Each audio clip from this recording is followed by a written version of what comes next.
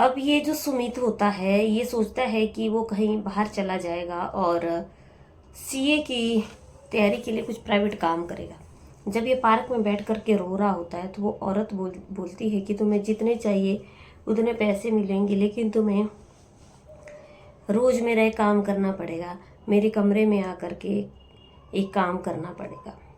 अब सुमित जो है वो तैयार हो जाता है और उस महिला के घर में चला जाता है। राधे राधे, नमस्कार दोस्तों, आप लोगों का मेरे यूट्यूब चैनल पे बहुत ज़्यादा हार्दिक अभिनंदन, तहे दिल से स्वागत है।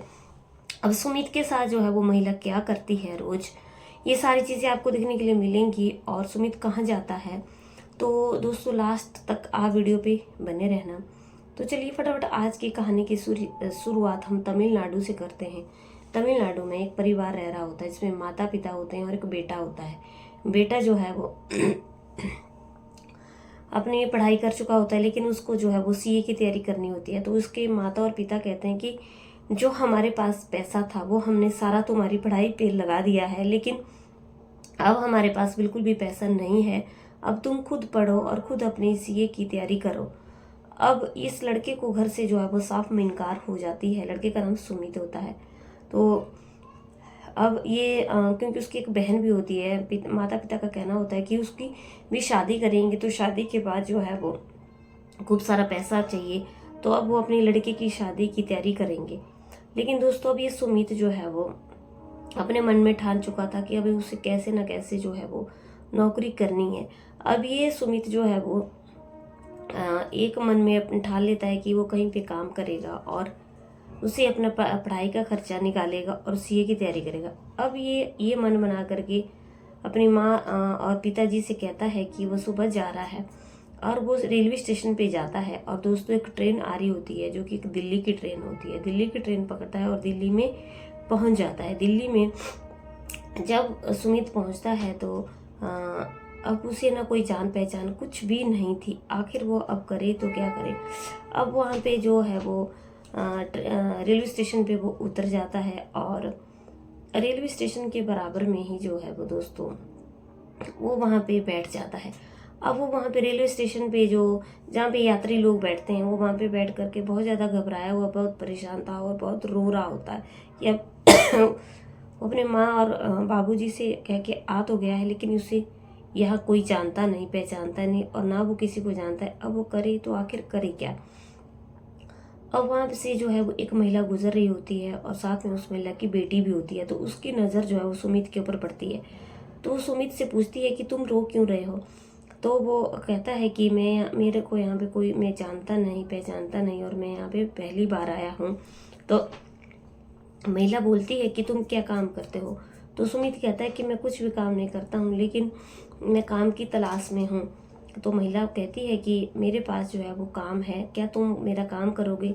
तो सुमित जो है वो बिना सोचे समझे ही हाँ कर देता है। सुमित उसे ये भी नहीं पूछता है कि आखिर काम करना है तो क्या करना है। अब महिला जो है वो उसको अपना पता दे देती है और उस पर फ़ोन नंबर भी लिखा हुआ होता है। अब क्या होता है दोस्तों कि वो महिला ये सब दे करके वहाँ से चली जाती है। अब ये सुमित काफ़ी देर तक वहाँ पे बैठा हुआ होता है। थोड़े बहुत उसके पास पैसे होते हैं, उनसे वो खाना खाता है और वहीं पे ही प्लेटफॉर्म पे ही बैठ जाता है। और जब वो उस एड्रेस को देखता है तो वो फिर उस जगह पे पहुंचने की कोशिश करता है। तो तिलक नगर में जो है वो वहाँ पे उस महिला का घर होता है और वो पूछते पूछते जो है वो उस एड्रेस पे जो है वो पहुंच जाता है। तो अब क्या होता है कि अब वो दरवाज़ा के बाहर जो बेल बज जाता है तो वो महिला ही अंदर से आती है और दरवाज़ा खोलती है। तो सुमित उसको देख करके बहुत खुश होता है कि वो सही जगह पे पहुंच गया है।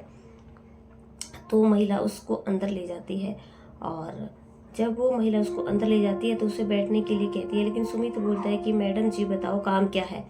लेकिन महिला उसको फिर भी कुछ नहीं बताती कि मैं अभी बताती हूँ। फिर थोड़ी देर के बाद जो है वो अंदर से एक लड़की आती है। सुमित सबको देख रहा होता है, लेकिन वो फिर पूछता है कि काम क्या है। तो महिला कहती है कि मैं बताती हूँ। अब थोड़ी देर के बाद जो है उस महिला की एक बूढ़ी माँ भी आती है और सुमित सबको देख रहा होता है और सब सुमित को बहुत गौर से देख रहे होते हैं। सुमित को बड़ा अजीब सा लगता है वहाँ पे।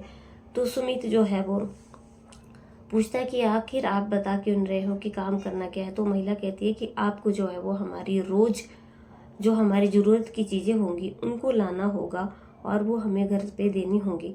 तो सुमित जो है वो कहता है कि ये तो बहुत छोटा सा काम है। अब दोस्तों सुमित ये सुन करके चला जाता है और वो कुछ एडवांस में उनसे पैसे भी ले लेता है। अब जब सुमित उनसे पैसे ले लेता है तो सुमित ने जो है वो अपना एक कमरा भी ले लिया होता है और उस कमरे में जो है वो चला जाता है। लेकिन जब सुमित अगले ही दिन फिर वहाँ पे उसके घर पे आने लगता है तो वहाँ पे उसे कुछ आदमी जो है वो उसे पकड़ लेते हैं और उसे धमकी देते हैं कि अगर वो फिर से यहाँ पे दिखाई दिया तो उसके टुकड़े टुकड़े कर देंगे। लेकिन सुमित जो है वो बोलता है कि क्यों, क्या हुआ? तो वो कहते हैं कि तुम यहाँ पे इनके घर पे दिखाई नहीं देने चाहिए। अब सुमित डरता नहीं है, वो अंदर चला जाता है। अब वो जो महिला है वो अंदर बैठी हुई थी, महिला का नाम रीना पाल होता है। अब ये रीना पाल जो है वो उससे पूछती है कि सुमित तुम ठीक हो? तो सुमित कहता है कि उसे कुछ लोगों ने बाहर पकड़ लिया था, कुछ बदमाश टाइप के लग रहे थे, तो वो महिला कहती कि वो मुझे धमका रही थी। तो सुमित बहुत ज़्यादा डरा हुआ था। लेकिन वो महिला बोलती है कि हमने जितने भी काम पे यहाँ पे लोग रखे हैं वो दूसरे दिन कभी हट करके नहीं आते हैं, लेकिन तुम जो हो वो पहले लड़के हो जो हट करके वापस आए हो। तो वो महिला रीना पाल जो है उसको सारी कहानी बताती है कि मेरे पति की जो है वो मृत्यु हो चुकी है, हमारे पास बहुत सारी प्रॉपर्टी है, तो ये बदमाश लोग जो हैं वो हमारे पीछे लगे हुए हैं कि हमारे पास कोई काम करने के लिए नहीं आए और ये लोग हमारे पास आकर के रहने लगे और वो हमारी प्रॉपर्टी को ले लें। तो इसलिए डर के मारे जो है वो हम घर से बाहर निकलना, यहाँ पे कोई टिकता नहीं है और हमें बहुत डर लगा रहता है। और मेरी वो महिला बताती है कि मेरी बेटी है जिसका नाम दीक्षा है और इसने जो है इसकी सीए की जॉब लग चुकी थी, लेकिन डर के मारे इसने वो अभी ड्यूटी अपनी ज्वाइन नहीं की है। जब सुमित सीए ऐसा सुनता है लड़की के बारे में तो बहुत ज़्यादा खुश हो जाता है और सोचता है कि कहीं ना कहीं उसको उसी लड़की से जो है वो तैयारी करने के लिए मिल जाएगा और वो उसकी बहुत ज़्यादा हेल्प करेगी। तो सुमित कहता है कि तुम घबराओ मत और मैं सब कुछ संभाल लूँगा। अब सुमित जो है वो उनके घर का सामान फिर से पूरा ले आता है और सुमित का एक दोस्त होता है जो कि एक आईपीएस ऑफिसर होता है। जो सुमित अपने दोस्त को फ़ोन करता है और बताता है कि ऐसा ऐसा है। तो उसका जो दोस्त होता है वो एक दिन की उससे टाइम मांगता है और अगले ही दिन जो है वो सिविल ड्रेस में जो है वो उसके दोस्त और उसके साथ और भी पुलिस वाले जो है वो उस घर के बाहर इर्द गिर्द घूमने लग जाते हैं। जब ये लोग वहाँ पे इर्द गिर्द घूमने लग जाते हैं तो बदमाश आते हैं और वो वहीं बदमाश भी वहीं पे छुपे हुए होते हैं। अब ये पुलिस वाला जो है वो सुमित को फ़ोन करता है कि सुमित अब तुम घर से बाहर निकल जाओ।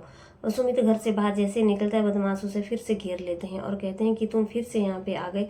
और जब वो उसको ऐसा ही बोलते हैं एकदम पुलिस के लोग जो है वो उन बदमाशों को पकड़ लेते हैं और उनको पकड़ करके पुलिस स्टेशन ले जाते हैं और उनसे पूरी बात पूछते हैं। तो कहते हैं कि हमारी नज़र जो थी इनकी प्रॉपर्टी के ऊपर थी, क्योंकि इनके साथ कोई सहारा नहीं था, तो इसलिए हम जो भी यहाँ पे इंसान आता था काम करने के लिए उसको रोक लेते थे। अब पुलिस जो है वो उन लोगों को दोस्तों अरेस्ट कर लेती है और जेल में डाल देती है। और सुमित जो है वो उसी घर, अब वहाँ पे जो रीना पाल होती थी, मतलब जो मकान मालकिन होती है, वो बहुत ज़्यादा खुश होती है और सुमित को कहती है कि सुमित तुम हमारे घर में एक कमरा खाली है, तुम यहीं पर रहने लग जाओ, तुम्हारा पैसा भी बच जाएगा। अब सुमित जो है उसी घर में रहने लग जाता है और अपनी रोज़ काम करता था और उनकी ज़रूरत की चीज़ों को वहाँ से ला करके देता था और उससे कुछ पैसे भी बन जाते थे।